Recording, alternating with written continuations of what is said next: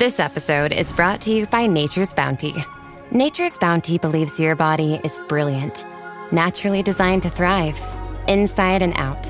For those always looking for new ways to support your health from head to heels, Nature's Bounty has a range of over 400 vitamins and supplements born from 50 years of trust and care. Nature's Bounty. It's in your nature. Visit naturesbounty.com to learn more.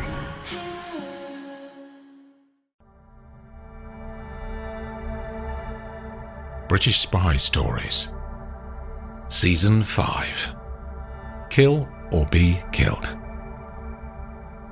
Episode 24. The large Victorian house on the corner of Atterbury Street and Millbank in central London has been a twin safe house since the 1950s. Delta 7A and B, as they are officially known, are operated jointly by MI5 and MI6 because the building sits conveniently halfway between the two sister agencies' headquarters of Thames House on the North Bank and Vauxhall Cross on the south. On this Tuesday morning, the sun is out in London as Sir Bernard Mackintosh passes the Morpeth Arms pub and continues to the wide black door of Delta 7. Percy, his driver and security, is 30 yards behind him. In the decade that they've worked together, Sir Bernard and Connie Barrett have often met here, as it's only a 10-minute walk from each of their offices. He can see her up ahead, passing the Tate Britain Art Gallery, and waits while she approaches with her bodyguard next to her. "Thank you, Samuel," she says to her man, as she pushes open the front door to Delta 7. And the two security men remain on the pavement.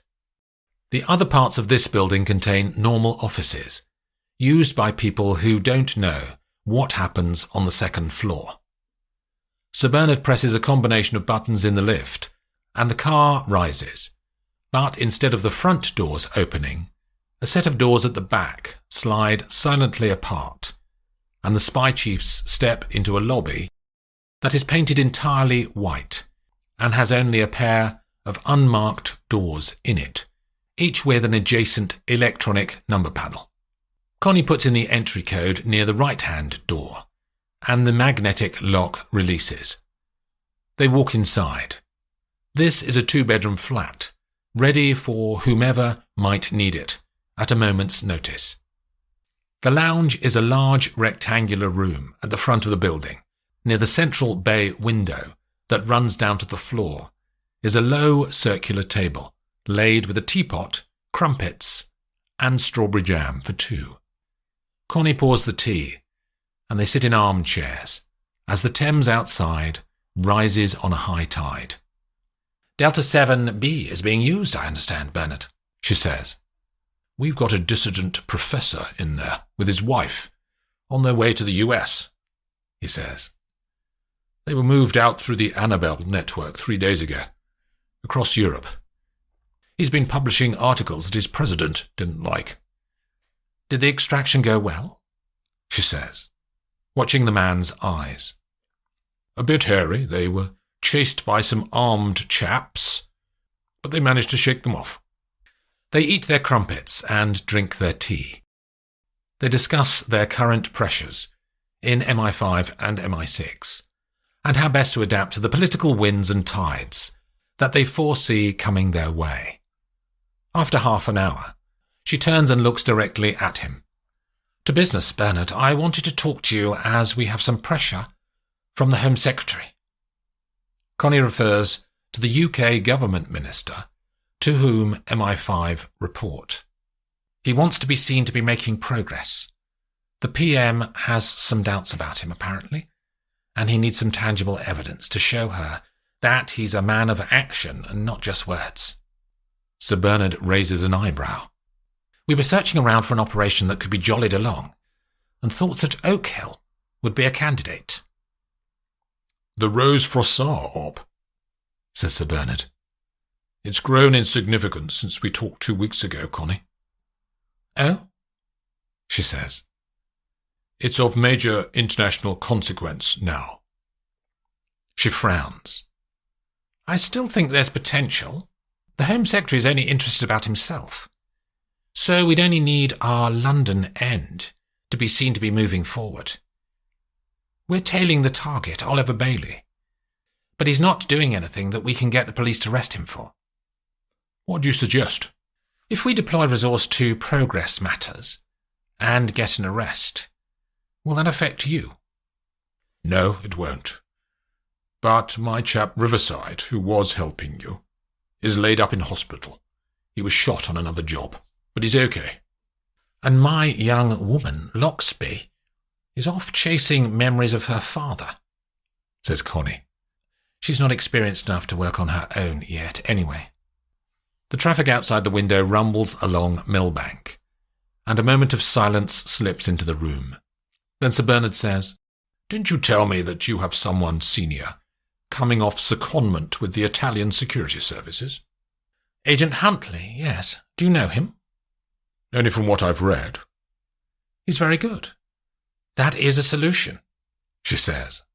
We could set him up as an apparent seller of some secret documentation and get him to approach Bailey, then arrest him before they exchange. Let me make a call. She pulls out her phone and asks her assistant to ensure that Agent Huntley is in her office in 2 hours' time. As Connie puts her phone back into her pocket, she says, How long before your end of Oak Hill finishes, Bernard? He takes a deep breath. It has to be soon, or we'll have a major problem. Black Hawk and her team are deploying to the field as we speak. The sun has just started to descend towards the horizon as Hans turns his Maserati in through the gateway of the Chateau Froissart. He approaches the house and can see Rose standing in the portico of the front door, waiting for him. One of the junior butlers takes his keys to park the car in the garages, and Rose wraps her arms around Hans. You're worried about something, he says. I can feel it. She doesn't answer. After a moment, they walk indoors and cross the hallway to the sitting room, where she pours them gin and tonics. I have some terrible news, Clive. She swigs back a large gulp of alcohol. My father had another child. Don't most rich Frenchmen have mistresses and second families? A stupid generalization. She spits the words. My grandfather knew what my father is like. That's why he changed his will. So, who's the child? He speaks gently, trying to placate her. A girl, Clemence. Why is that so bad? She's older than me, Clive. She's the fucking heiress to the whole fortune. Her fingers shake on her left hand. Has she contacted you? Rose drinks more gin and looks at him over the rim of her Waterford crystal glass as she empties it. No, he hasn't. She walks away to the drinks trolley and pours herself another. From his pocket, they both hear his phone sound a notification. While her back is turned, he looks at the screen. Oh, God, he murmurs. What is it? She walks right up to him. My sister. We have the same problem, she says, smiling. Sisters. She's in Monte Carlo, and her latest man has dumped her, he says. Whenever this happens, she comes running to me, cries on my shoulder for a week, then some other man messages her, and she disappears again. He looks glum. Our mother died from an overdose at 39, and we never see Dad. He's on his third wife.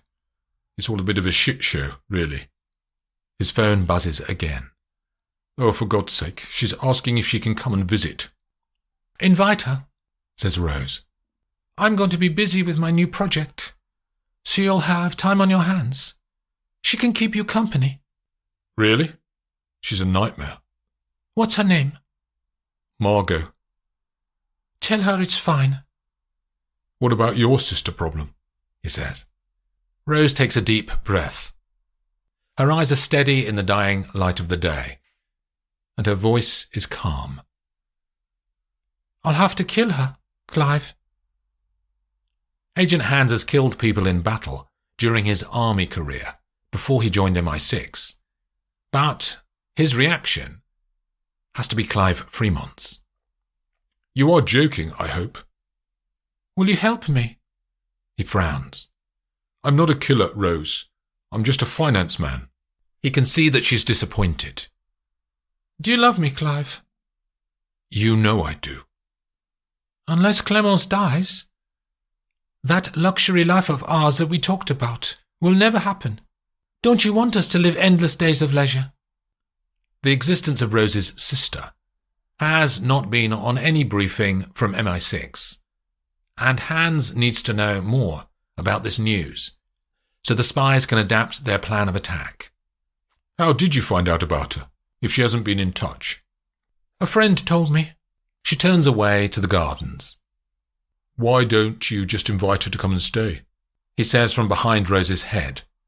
Maybe you'll get on, and she doesn't want to be an heiress. Every girl wants to be an heiress, my darling. She walks back and kisses him. Promise me you'll think about it, he says, waiting for a response. All right. She opens her eyes wider. Now, come to bed before dinner. I need to get an appetite. No one should have to choose between their own safety and their pets. But nearly half of domestic abuse survivors delay leaving because they can't bring their pets with them. Purina is helping to create more pet-friendly domestic violence shelters through the Purple Leash Project, so survivors and their pets can escape and heal together. Visit Purina.com/purple to learn more. Hello, I'm Diane Morgan. If you know who I am, you know who I am. If you don't, who cares? I'm here to explain Italian Time, a holiday phenomenon where Italians throw away their clocks and gather for eternity with San Pellegrino. I've been at this party so long that I've eaten 5 courses, hugged someone's grandma twice and been offered a job in the family restaurant. So this holiday season, make sure to bring enough San Pellegrino to last you through the meal, the after meal and the entire goodbye ritual. San Pellegrino, holiday on Italian Time. Embedded in the ground floor of the Gherkin office block in the City of London is the Sterling restaurant and bar. Oliver has been here many times with work colleagues, but never for a business meeting. Until now. He pushes in through the doors to the glass and steel grandeur of the place. He doesn't know what the man looks like who he's meeting, as he only accepted this invitation 2 hours ago, after the man emailed him. When he talks to a waitress, she shows Oliver to a table in a roped-off area. That, she says, has been booked for Mr. Webb. He orders a beer and she goes off to get it for him. Within 30 seconds, a tall, dark-haired man in his 40s walks up to the rope and unhooks it. He offers his hand, and Oliver stands up. David Webb, pleased to meet you. Webb raises his fingers momentarily to a waiter, who comes over, and he adds another beer to the drinks order. How did you get my name? Says Oliver. Friend of a friend, Craig Lincoln. You worked together for a couple of years in United Investments, didn't you? Oliver nods. What he doesn't know is that Craig Lincoln died in a road accident a year ago, making it impossible to discover that David Webb is not all he seems. Their drinks arrive and they toast. Opportunities, says Webb. I was intrigued by your message earlier. I know you're an honourable man, Oliver. We've all been in this finance business for too long, but when an occasion presents itself that could be beneficial, you and I know that it's worth a look. Sure. Oliver drinks some of his Peroni. Something's come into my possession which Craig said you'd be in the market for. Oliver is all ears. It's a specification for the new Army assault rifle. They've only just let the contract, and it won't be in the field for another 2 years. I'm sure I don't have to tell you that this is a highly valuable set of documents. There are people out there who'd pay serious money for this information. How did you get hold of it? I keep my sources confidential, Oliver. Sure. What do you think? Are you in? I've got a couple of other interested parties, but Craig gave me a gold-plated assurance that you should be my priority. He rates you, Oliver. What's your wholesale price? $1 million US. I'll have to see a sample. Webb leans over to a briefcase that he brought in with him. He flicks open the locks and produces a set of stapled pages, which he hands across the table. Oliver reads the papers, but they're a mass of technical language, which he doesn't understand. I'll have to get this thing checked, he says. Verified by an expert. We've only got 24 hours, says Webb. One of my clients in the Maldives has put in another offer, but that expires at 6 p.m. tomorrow. I'd rather go with you. But if you and I can't reach an agreement by then, I'll have to sell to that man. I can check it tonight. I know a technical guy. He does our risk work in my company, and he's freelance, so we'll do extras for cash. Do I know him? Says Webb. Tim Lake? Yeah, I've heard of him. He's good. In GCHQ, the audio feed from Agent Huntley's earpiece in the bar pours out of the speakers in the Special Operations Room. Barry Evans, the team leader supporting the operation, immediately turns to one of the 4 technical staff around the table. Carol, switch on the intercept for Bailey's communications devices to divert any messages sent to this Tim Lake. And imitate Lake when you reply to Bailey to verify the document. Yes, sir. All right, says Oliver in the bar. Let me take this sample and I can start that verification process tonight. We can meet tomorrow and discuss the payment mechanism and logistics. They both finish their drinks and stand up. Good to meet you, David. Webb smiles, and Oliver hurries out with the papers in his jacket pocket. In GCHQ, the team watches the CCTV images of Bailey as he emerges from the bar and starts to walk back around to the other side of the gherkin. The micro-listening device attached to the back of his hand from Huntley's handshake provides them with a sound feed. Oliver pulls out his mobile phone. He's dialing Craig Lincoln, sir, says Carol, watching a live feed of his mobile phone on the big screens in front of them. That's the dead contact. Have we got a mimic team set up, Carol? Yes, sir. Oliver puts the phone to his ear and listens to the 3 rings before the call is answered. Craig? Oliver Bailey. Long time, mate. In GCHQ Mimic Control, the voice changer technology that has been fed with old recordings of Craig before his death processes the operator's words in 0.3 of a second. Ollie, how are you old bugger? Yeah, life's perfect, Craig. Look, we should have a beer and catch up. But I wanted to check something. I was contacted by a guy called David Webb. Said he knows you. Yeah, David's a good guy. Saw him for a round of golf only last month. He works for a stockbroker now. Doing very well for himself. He's selling some information. I can trust him, can I? Says Oliver. Do you know something, Ollie? Of everyone I've ever worked with, old Dave is in the top 3 I'd trust. He's a good man. If I was hanging over a cliff, I'd want him on the other end of the rope. Thanks, Craig. Good stuff. Look, I'll message you about that beer. Look forward to it. See you, old man. Oliver pushes the revolving doors to enter the reception area to his office, and he calls a lift. As he rises skyward in the car, he can't help smiling to himself that, at last, his life is going places. Episode 25. It's mid-afternoon when Gabby and Kate come off the motorway in the Mercedes and the Aston Martin and arrive at the outskirts of the town of Frossard. They turn into a complex maze of back streets, with Gabby leading the way. She turns into a narrow street that appears to be heading for a dead end. On the dashboard of the Aston, Gabby selects a button and up ahead, an old abandoned shopfront starts to slide back to reveal a steep ramp downward, and the 2 cars disappear inside. As the metal door with its false shopfront attached closes, lights in the building flick on to reveal a garage parking area for 6 vehicles. The women step out.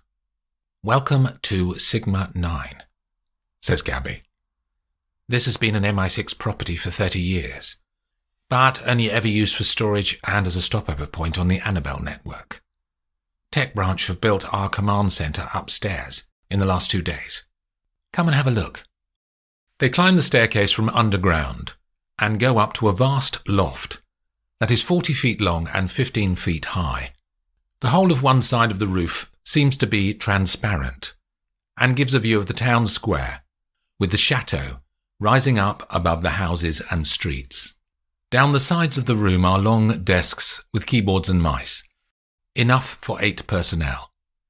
That's a live picture of what's going on outside. It's not see-through. There are 20 tiny cameras that look like roof tiles installed outside to give a live 24-hour stream of what's going on, and we can change the view. She picks up a controller and presses a button.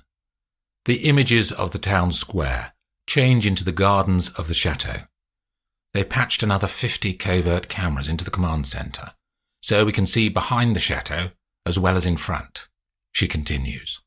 I can change it to show online activity, the cameras inside the houses, in the woods, and so on.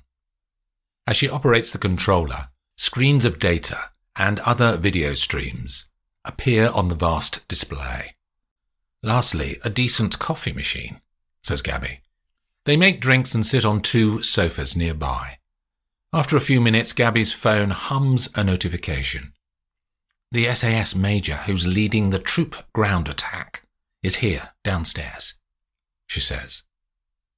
The sound of boots on the stairs announces Major Rogers' arrival. He is tall, with short black hair, brown eyes, and a military demeanour. Gabby holds out her hand. Major? Mom? They shake. This is Coniston. She's one of our deep cover resources and a member of C9. Major Rogers knows that C9 is the MI6 elite sniper group. That could be useful, Mom. I'm not deploying snipers in my group. Let's talk through the plan, says Gabby. Kate, you can stay. They sit on chairs with casters, in front of the video screens and desks. Have you had all the briefing about the chateau site and grounds? Says Gabby. Yes, Mum, and that you're big dog. Rogers uses the SAS slang for the most senior officer in command of an operation. In your ground forces, Major, what will we have at our disposal?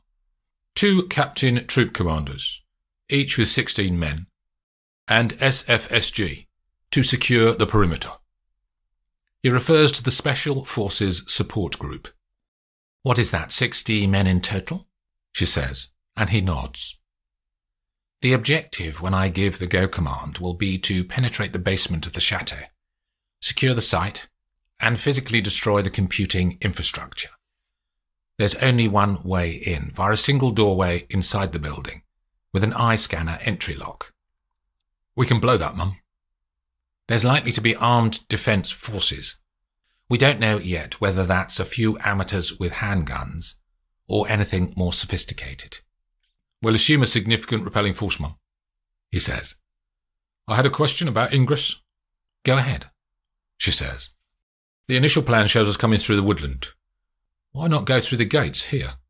He nods to the video stream displayed on the wall of the room, showing the grey gates of Chateau Froissart.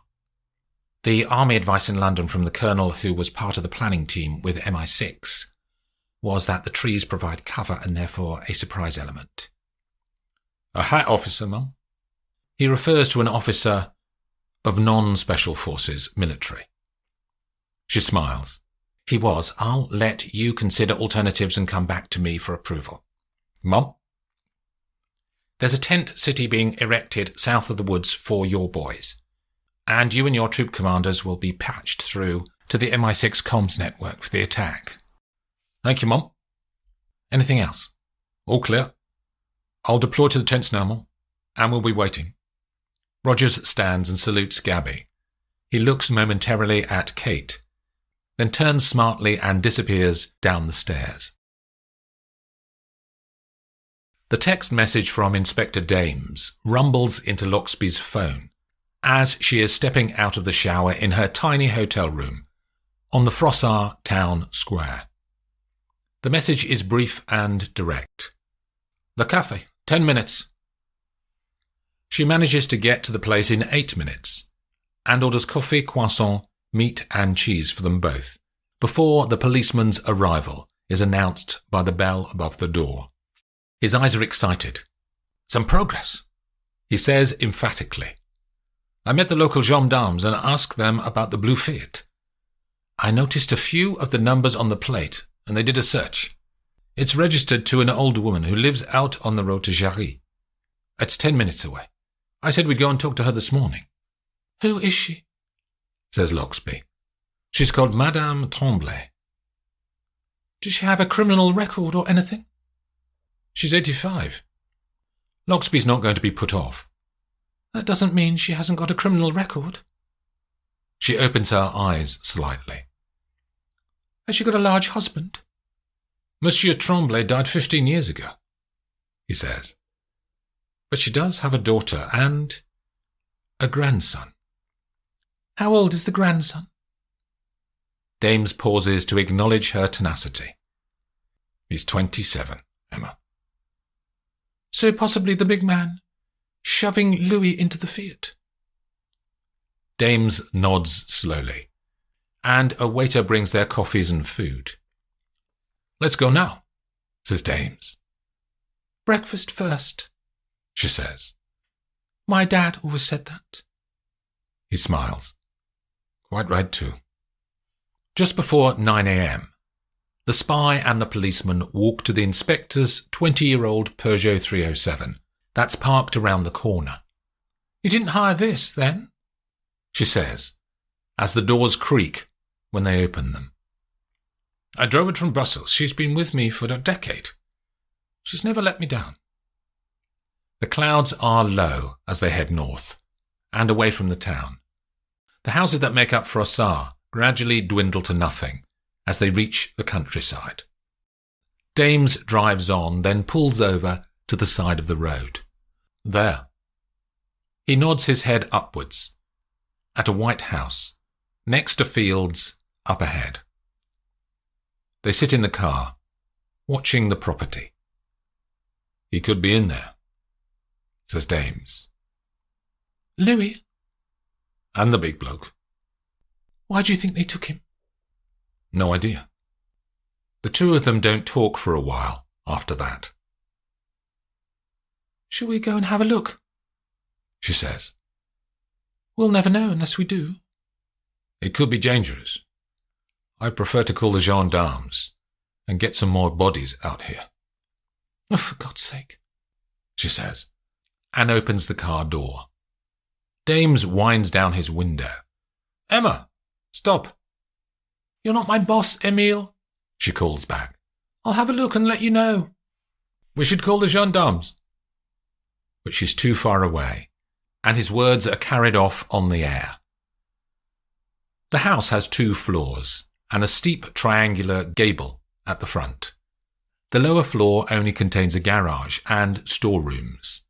Rising across the front of the house, a large white staircase gives access to the living area on the first floor. The place has little land, but is surrounded by fields. Loxby pulls up the latch on one of a pair of black gates from the roadside.